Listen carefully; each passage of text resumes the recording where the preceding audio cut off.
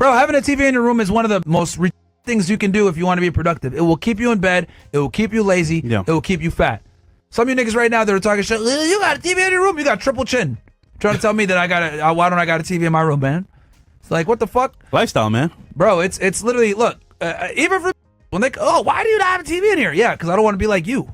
Stupid. You know what I mean? I remember back in the day, you know what it was? It was a dream board of my goals and the vision board as well, where the TV should be. That's all I saw every morning. Bro, I'm dead ass, guys. It's actually a life hack. Yeah. Honestly, I told you guys this before. You better not be fucking playing video games or watching TV Drugs. and have a TV in your room or doing all this shit unless Partying. you got unless you're making at least $500,000 a year, if not a millionaire, bro. And I know a lot of you guys, Myron, that's not reasonable. Work harder. Everybody can make that kind of money. Okay? There's people that are absolute fucking. You guys are gonna let like a dumbass that's 19 years old out earn y'all? That comes on the show. I make this much on OnlyFans, even though we know it's cap. But regardless, you gonna let these dumbass chicks beat y'all for showing their buttholes? I refuse. I'm not gonna let no dumbass beat me. So I'm telling you guys, everyone can become a six-figure earner. I truly do, especially if you're watching this kind of content. You already are going against the grain by watching us. That's number one. So you have the ability to critically think. If you're watching us, it means you're a critical thinker to some degree. If you're a critical thinker, you should be able to earn 6 figures a year, no excuses. Now, with that, especially in the United States as an able-bodied man. Brandon Carter talked about this. He came here, he was making 6 figures a year back in 2007, 2008, right? When it was a recession. Now, he was working all the time, he barely had any free time, and he was doing manual labor, but he got it done. A lot of you guys, you could do it too. And I think having a TV in your room, if you're not making a significant amount of money, or you're playing video games, that will hold you back. It'll give you a bunch of idle time to do dumb shit, man. So TV in your room and video games, guys. These are two things you should not be doing unless you're making $500K a year, if not more. And all of you guys can do that. Trust me, I have faith that y'all niggas can do that shit. Yeah. Or at least 6 figures. At least. What you gonna say? But if you don't try, it won't happen at all. So you gotta try at least. Yeah, man. And here's the thing. For all you guys that are watching this show, you guys all have critical thinking skills if you guys are watching this kind of podcast. All of you can make $500,000 a year. You're just fucking lazy. Probably watching Netflix too much, porn too much, or playing too many video games. That's the reality. You know what's the excuse? Oh, they're doing OnlyFans, bro. They're cheating. Well, my friend, they're cheating and still winning. You can play the game correctly and still win as well, as a man. Yep, and you can get a higher net worth than these dumbass because a lot of them don't invest. They spend it on stupid shit because they're idiots. Yeah. So they may have fun right now, but not forever. So yeah, bro. TV in your room, big hack. Get rid of that shit. Get rid of the TV in your room. Stop playing video games. Unless you're making 6 figures a year, I say $500K, but we can make it simpler. $100,000 a year, bare minimum. I don't want y'all fucking with no TV in your room or playing video games unless you can at least make 6 figures. And all of you guys can do that. You might have to work more hours. You might have to get another job, but it's absolutely doable for any of you guys as an able-bodied man in the United States, for sure. Actually, to be fair, if you watch the actual crypto episodes with Charlie and Miguel, and you bought just one of the courses, you could have hit that number for sure, 6 figures, for sure. It could be done, guys. It could absolutely be done. Every single one y'all watch, it could do 100K a year, no problem, because you already have the critical thinking mindset from being here in the first place. And then I think everybody can do 500K. It's going to take work, but I think if you remove distractions like video games and TV, you can absolutely do it, bro. Absolutely. And this is why a lot of these MGTOW guys win, because they get rid of the female obstacle. If you get rid of the female obstacle, TV and video games, holy, bro, nothing's going to stop you. Nothing can stop you. Remember when I was focused on dating when I met you? Yes. Dude, that was a huge distraction. Like, it was bad. It was really bad, bro. It was bad.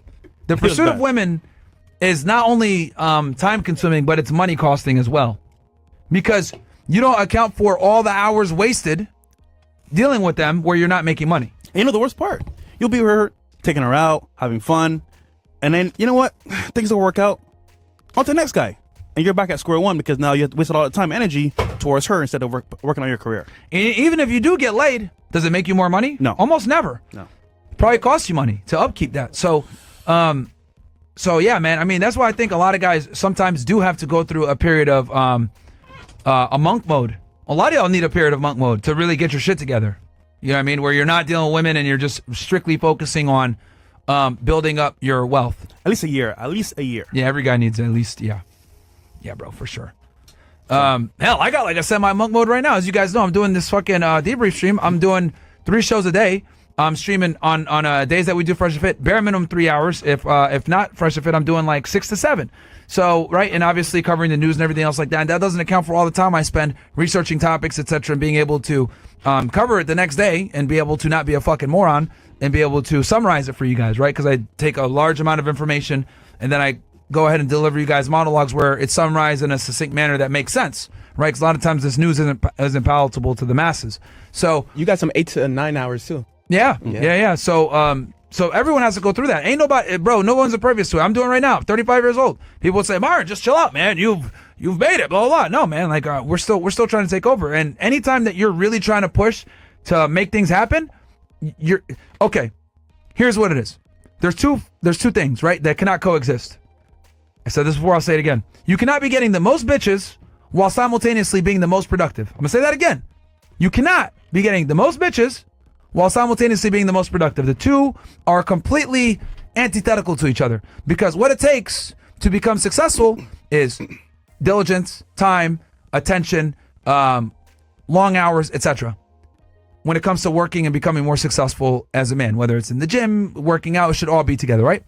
Now, when it comes to the pursuit of women, you're going to need to go out there and put yourself out there. You're going to need to go do night game, day game, sourcing online dating, etc. Even if you outsource the online dating, you're still going to have to go out at some point. Yeah. Right? And that's going to take a significant amount of time. So even if you outsource the whole dating process or whatever to online dating, you are still going to spend a significant amount of time going out with them. So if you're getting the most girls and getting the most laid, 9 out of 10 times, your work is going to suffer as a consequence of that because the process of dealing with women in and of itself is time consuming. Why do you think gay niggas have so much money, if I'm being honest with y'all? Ow. Right? They got money because they don't deal with the courting process of females. They're able to scratch their itch, right? Grind or whatever the fuck, and get right back to work. This is why, and I think Valuetainment. somebody, I think it was Rob Smith that said this, that gay men on average have a higher net worth than straight men. I mean, that makes perfect sense. It really does. And then, I mean, just common sense will tell you that too. Like you look at the major cities, that like if you look at all the areas that like are extremely expensive or going through gentrification, typically gay guys that rule these places. Yeah. Right? Miami, expensive city, big gay population. San Francisco, big gay population, expensive. New York City, big gay population, expensive. Boston, same thing. A lot of these major cities that have expensive neighborhoods, if you go to those neighborhoods and look, who's a large portion? Gay men. And I'll tell you guys, as a landlord, they're some of the best tenants to have because they pay on time. What about DV though? Domestic violence? Yeah. Almost never. Oh yeah, because guys. Almost never. Very rare. Very, very rare. But with women, oh Lord. Bro. Holy. It's tough, bro. It's tough. So yeah, man. I mean, they're just higher earners because the courting process in itself is expensive. You're correct. Mark. For heterosexual men. Rob Smith. Yeah, it was Rob Smith. Yeah, I said it. So, it is what it is, man. So just know, guys, that if you're gonna go ahead and take on the pursuit of women and try to get laid the most and get your notch cat number up, you are going to suffer financially and from a career aspirational level for sure. And I think it's better to suffer the women problem, make your money become successful so that when you do decide that you want to go ahead and transition into dating, you're in a better position to not tolerate female fuckery. I tell you guys all the time, you don't make the money for the girls, you make the money so you don't tolerate the fuckery that inevitably comes with the girls. I'd argue nowadays, especially if your money's not up, if you're not actually making like progress like that, They ain't gonna give you a shot anyway. girls will play with you a little bit and say, all right, nigga, you're broke. Yep. I'm moving on. It's the economy of hypergamy on steroids, literally. Yep. So you're better off just becoming successful first, bro, so that you kind of can skip a lot of the bullshit that you're going to deal with. Because even when you got money, you're going to deal with bullshit. Why would you make your problems worse by being broke when I'm telling you, you're going to deal with bullshit even with money. And you got options too. So you can say, you know what? I'm good with you. I want you. You can tell girls to fuck off. Bro, it is such an amazing feeling to tell to fuck off. Like, it's amazing. Deuces. On to the next one. Bro, holy. So it's the best. Because, so few men can do it. Yeah. You know how many niggas out here in these DMs or in their text message? Oh, my God, please hang out with me. Oh. Bro. You might be, if you tell a bitch, she'll say, oh, do this for me. And you're like, I'm not a trick. Get the fuck out of here. That might be the first time she's heard that in years. Girls are getting offered rent paid, life paid for. Yo, I was with a chick, right? In France. This guy came up to her, like when I was out with my friends doing other stuff, but DJ booth. So he was like, I'll actually give you whatever you want I don't want to smash. Whatever you want, I'll give to you. House, car, live with me, fly out, wherever you want to go, I got you. And it's funny because one of the girls that was with her was actually my friend. She said, no, I don't want your Instagram, whatever, it's fine. But he offered her everything, even though it might have been a lie. It happens all the time. And I think for a lot of people, especially on Instagram too, you're going to get offers every single day from celebrities, guys that you may even know yourself, your friends. And it's like, how does she say no to everybody if you're not that guy for her? So at some point, bro, you need to be that guy. Money-wise, success-wise, because if not, you're cooked. Literally. It's what it is. Yeah. There's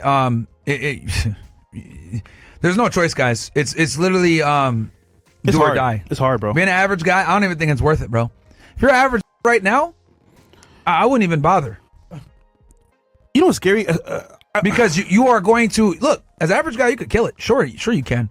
But you're gonna deal with a lot of bullshit on the way up. I'll tell you that right now, bro. As an average nigga, man. You know what's scary? The average guy, especially nowadays, he has a pool of women for sure.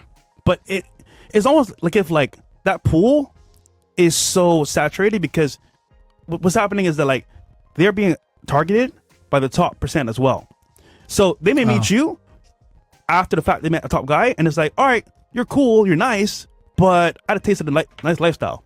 So this is a cutting it. I'll just go back over here to my ex or one guy I fucked with before, and now you're like, damn, she left me. I was being amazing to her, but you don't know that she had a guy that was above you 10 times over. Not only that, I mean, to give you guys kind of an example, right? So my fitness guys in here, like, let's say I tell you I need you to do 10 pull-ups, right? And a lot of you guys are like, oh, damn, that's tough. 10 pull-ups? Fuck. But then I tell you, oh, and by the way, how much money do you make a year? Oh, you make $50K per year? Okay, nigga, here's a 50-pound vest. You need to do the 10 pull-ups with this 50-pound vest. Can you do it? Can you build up the strength to do it? And get yourself to that point? Of course you can. It's going to take you longer to be able to build up that endurance and that strength to do the 10 pull-ups with a 50-pound vest. But if I told you, okay, you can either, if you're an average guy, you got to put on this 50-pound vest. Regular guy, I'll give you a band. You can put it underneath your leg, and you can do the 10 pull-ups. That's making money, guys. Okay? That's becoming successful. Now that 10 pull-ups isn't as hard. Yeah.